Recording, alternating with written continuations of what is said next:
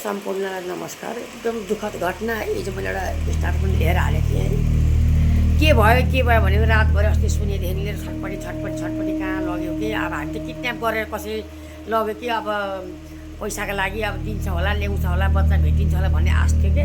सानो 3 वर्षको बालिका हाम्रो सिमराबाट, बाराको सिमराबाट सिन्डिकेट साइडतिरबाट हराएकी थिइन्।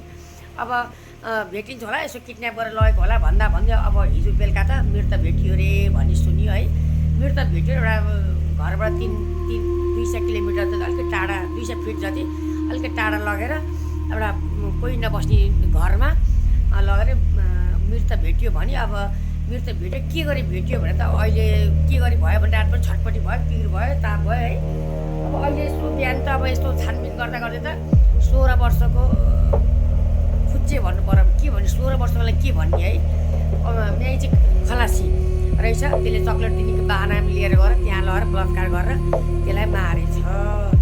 अब यो न्युज सुनेपछि कसलाई चैन हुन्छ होला, हामी सिमरावासीलाई त के, अरूलाई पनि सल्लाह पनि सुन्नुहोस् त। 3 वर्षको बालिका 16 वर्षको बच्चाले लगेर बलात्कार गरेर त्यसलाई मार्यो है। अब भन्न त मान्छे चुरोटले पोल्यो रे, जिब्रो काट्दिया, चुरोटले सबै पोल्यो भन्थ्यो, त्यो चाहिँ अब मृत्यु भइसक्यो, जे पनि भन्न हुन्छ है। तर तपाईँ आफै सोच्नु न, 3 वर्षको बालिकालाई बलात्कार गरेर मार्नु भनेको कस्तो महापापमाथि पाप। यसलाई सजाय के दिनुला सरकार 2 तिहाईको सरकार छ हजुरको। अहिले 12 जिल्लाबाट सुरुवात गरिहाल्नुहोस् यसलाई फाँसी, त्यसपछि मात्रै यो अब अलिकति रोकथाम होला।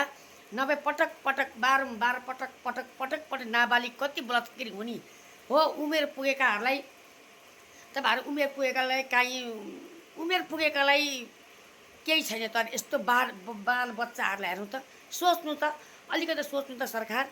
तपाईँले अहिले गर्न सक्नु भए हुन्छ, अहिले तपाईँले गर्न सक्नुपर्छ। तपाईँले जनताको हिफाजत गर्ने हो भने तपाईँले यो निर्णय गर्नुपर्छ। तपाईँको निर्णयलाई सबैले सलाम ठोक्नेछन्, कसैले पनि विरोध गर्दैन। 3 करोड जनताले पटक्कै विरोध गर्दैन। ल यही बेलामा ढ्याक्कै 12बाट उद्घाटन गरिदिइहाल्नुहोस् त फाँसीको सजाय, होइन भने बारावासी चुप लाएर बस्नेवाला छैन।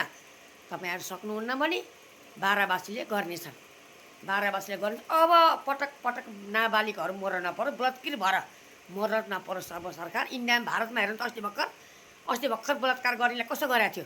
ल अरू देशमा हेर्नु त, ल सरकार, बालन सरकार यति गरिदिनुहोस् प्लिज म बिन्ती गर्छु हजुरलाई, 10 जोडेर। यति हजुरको 2 तिहाईको सरकार छ, हजुरले बोलेपछि सबैले सलाम ठोक्छ। ल सुदन गुरुङ सर र बारेन सर, रवि सर, यो नियम त तपाईँले ठोकिदिइहाल्नुहोस्। 12 जिल्लाबाट सुरुवात गरिदिइहाल्नुहोस् त। एकदमै हामी पीडित छौँ।